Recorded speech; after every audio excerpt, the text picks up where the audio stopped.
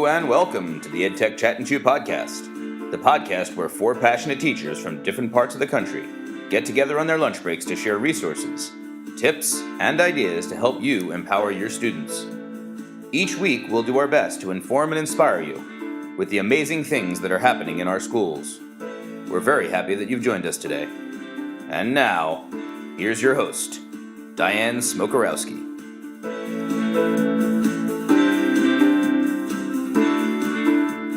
EdTech Chat 2, episode number 12. 12, yeah, we're going with that direction. We are coming to you back from our own communities. Nobody's on the road this week, so it's kind of nice. And we're going to be talking today about poetry, because April is National Poetry Month, and we're putting together a new global collaborative project around poetry. We'll have more details on that release next week, but this week we want to share with you some great apps that you can use with your classes. So I'm Diane Smokorowski from Kansas. Always with me is Andrea from Texas. Hello. If you want the points, right? We have Karen from Texas. Hello. It's her birthday today, by the way, so happy birthday. Happy birthday! And Mike from Pennsylvania. Hello there. Okay, friends, this is getting ready for the spring. Do you have spring fever? Let me ask you that. Yes.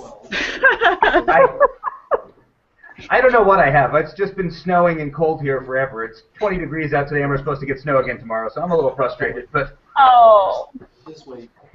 Well, crazy. that groundhog, he's in Pennsylvania too. You can go hunt him down and have a little one-to-one chat if you like. Yeah, I'm not thrilled with Punxsutawney this year.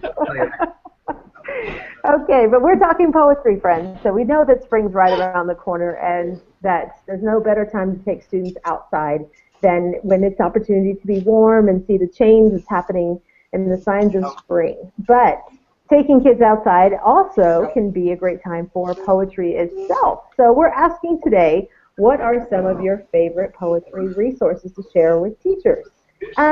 Let's start with Mike. What do you have? I have different resources that I got from different people. I can give I can honestly say I've never really used any of them. Poetry is not in my wheelhouse. I'm a math and science guy. So my librarian gave me a site called readwritethink.org. What she said is fantastic. She uses it for diamond poems, which are the poems in the form of a diamond with different words on each line. There's great, worksheets or templates to use for different poetry. I think she said there's also Syncane templates on there to be able to use. So that's resource number one. Also, in my Delicious account, I went through from different sessions that I had been to or different resources that were shared with me. Picklets.com is a pretty cool site where there's a picture up on the screen and there's a word bank down below, and students can drag words to make their own poems onto the picture and then embed it into a blog post or a wiki. There's also the Instant Poetry app, which is $1.99 on iTunes, and that's real similar to Picklets, only it's the app version of it, and that's pretty cool.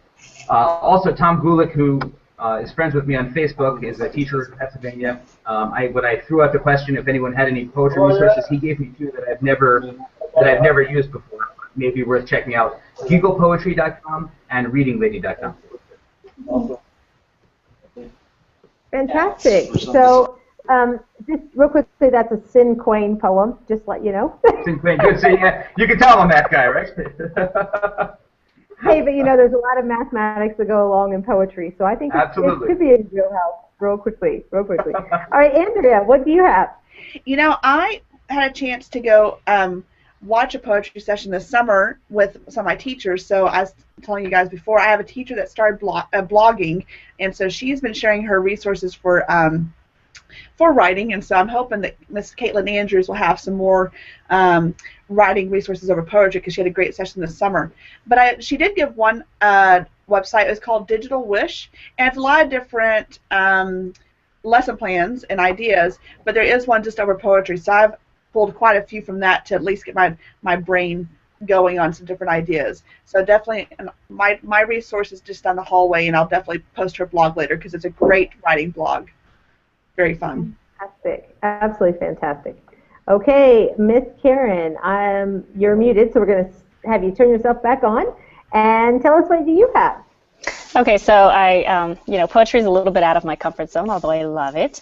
I went ahead and I did a little bit of searching, and one of my favorite places to go to right now is iTunes U. And so if you have that app for your iPad, if you don't, that's a great one to get. And I did a search in there for poetry, and I found that there's a fourth grade, or a school anyway, that has a fourth grade unit on poetry. So I'm just going to pull that up here. That was kind of hard to see. So I went ahead and subscribed to it, because I thought, well, maybe I can learn something here. And what's awesome is there's this whole course built in, and I can't really show it all to you, but here's just a quick preview. This teacher or this instructor has collected lots of different videos that show a student sharing what similes and metaphors are. Some really great, a little section on just Shel Silverstein, and a little section on classic poetry, and some different things. And then, of course, there's some apps that suggested that you could download to create a product. So they have the book creator in there, an assignment activity, an iMovie, an assignment activity. So I just thought, I downloaded it, and I'm going to just gather a whole bunch of ideas from this person and then find them on Twitter and follow them. But but I was like, wow, look, this person did a whole lot of work. So if you're feeling a little uncomfortable about it, but you want to get started, you want to see what someone else is doing, I would go to iTunes U. Let me tell you what this course is called real quick.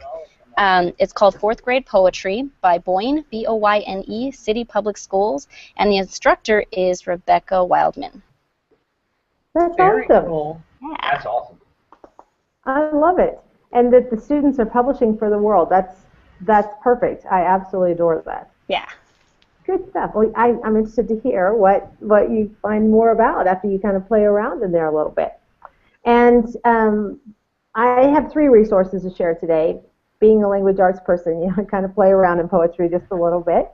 And one of my favorite resources is the magnetic poetry. This, if you remember the kits that you can buy and put on the side of your filing cabinets, if you've seen these, teachers sometimes put on the front of their desks, the little magnetic words. You can play with these kits online for free. And you can kind of print them screenshots, do a little bit better, but they have one that is the original. They have a geek one, so it's all like EdTech and wires and pliers kinds of thoughts. They have one on nature. They even have one on mustaches. So I'm not sure about that one so much, but you can play with it online. And they do have a love kit, which I would probably shy away from with little people, but if you have older ones, that might be something of interest.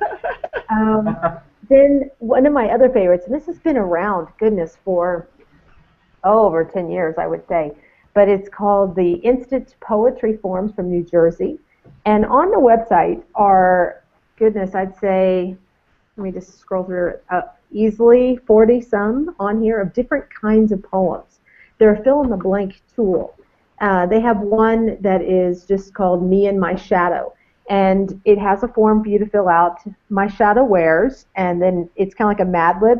One item of clothing, describe that and put that here. Another line, another item of clothing, fill that in. Once you fill out the Mad Lib sort of piece, you hit generate, and it puts it in a shape that goes along with the poem. And I'll tell you, if you're having students do any sort of reading and need them to respond or do some creative pieces, this is a great go-to place. They have them for the what-if poems. They have animal poems and limericks and cinquains, biography poems, and it's just a matter of filling in the blank.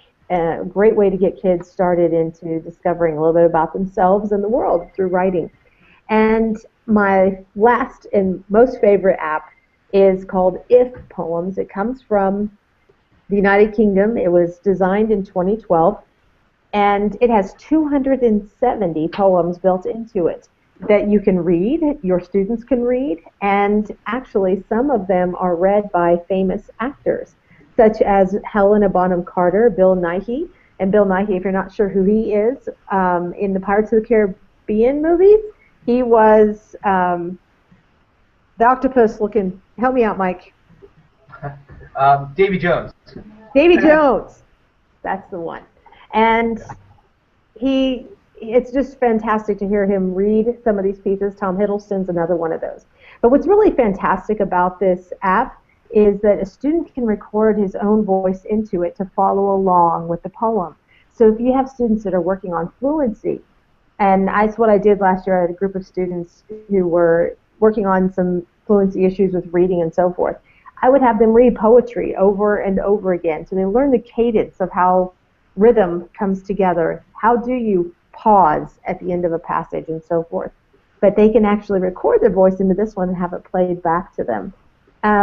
It's just absolutely darling. It's great for ages 4 to 99.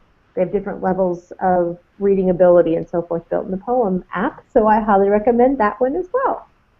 And I think Karen had one more to share too, Diane. Oh, I apologize. Karen, please. No, it's No, it's fine. You know what, just real quickly while you said that, If Poems, I'm 95% sure that in the iTunes U course, that was one of the materials, that app as well. I just hadn't had a chance to explore it.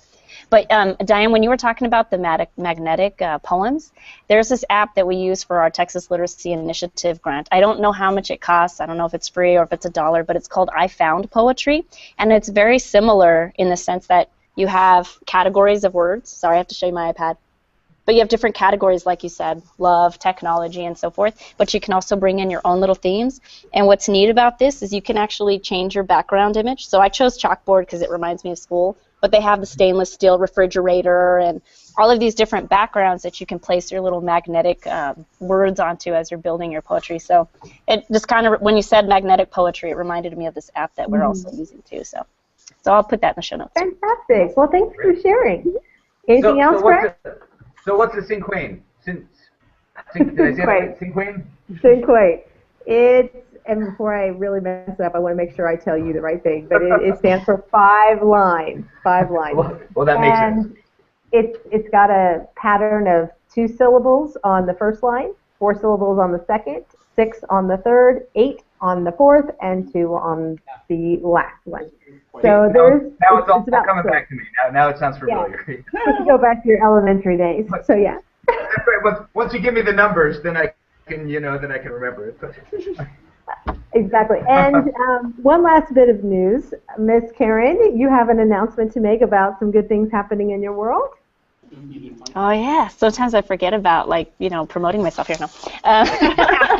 So something new that's super exciting to me is that I was nominated to be a TCA Board of Directors for Area 19 in our region, and I said yes, I would love to. And so just this past week, the board met and they approved me. So now I'll be representing Area 19 and being, making some great things happen here in Region 19. And being involved in some conversations. I'm really excited about where this is going to lead and the people I'm going to meet and, the ideas I'm going to gather and bring back here to EdTech Chat Too. Yay! Love it. Awesome. I tell you, you guys make me happy. There's so many good things happening across our nation, and we're just 4 educators that are seeing good things happen in our spaces. We know awesome things are happening everywhere. So definitely come, if you've got some good news to share it on our Facebook page, and let us see what you've got going on as well. So that's all the time we have for today, but what was for lunch, Miss Andrea? Oh, I have leftover red beans and rice. Oh, that sounds yummy. And Karen? I've got an apple and a coffee for now. That's going to have to make me through for a little while. That's desperate food. You need to get a little, we have to put some creamer into that coffee or something. Throw just a little bit level in there. And Mike? I had the last bit of corned beef and cabbage from last week. All right. Oh, very nice. And today I had leftover P.F. Chang's. And it was nice. Tasty, I will tell you. Nice. So you can't go wrong with sweet and sour chicken. But until next time, my friends, we hope you have a great week, and we'll see you next time on EdTech Chatting Too. Bye-bye. Bye. Bye. Thanks, friends, for joining us for this week's EdTech Chat and Chew. We love getting together to learn from each other, and we're happy that you were able to learn along with us today. You can make sure that you don't miss an episode by subscribing to the podcast on iTunes or to our YouTube channel. If you enjoy the podcast and you got a few good ideas today, please take a second to leave us a review on iTunes. Leaving a review is a great way to let others know about the show. Show notes and more information about topics from today's episode can be found on our website, edtechchatandchew.weebly.com. If you have questions for us or would like to give us feedback, drop us an email at edtechchatandchew@gmail.com. We'd love to hear from you, and we'll try and get your questions answered on future shows. On behalf of the podcast team, I'd like to wish you a week filled with all of the amazing things that make teaching the greatest job in the world. Make sure to join us next week for a discussion of how you can get involved in the Poetry in Your Pocket project. See you next time. Until then, keep on learning.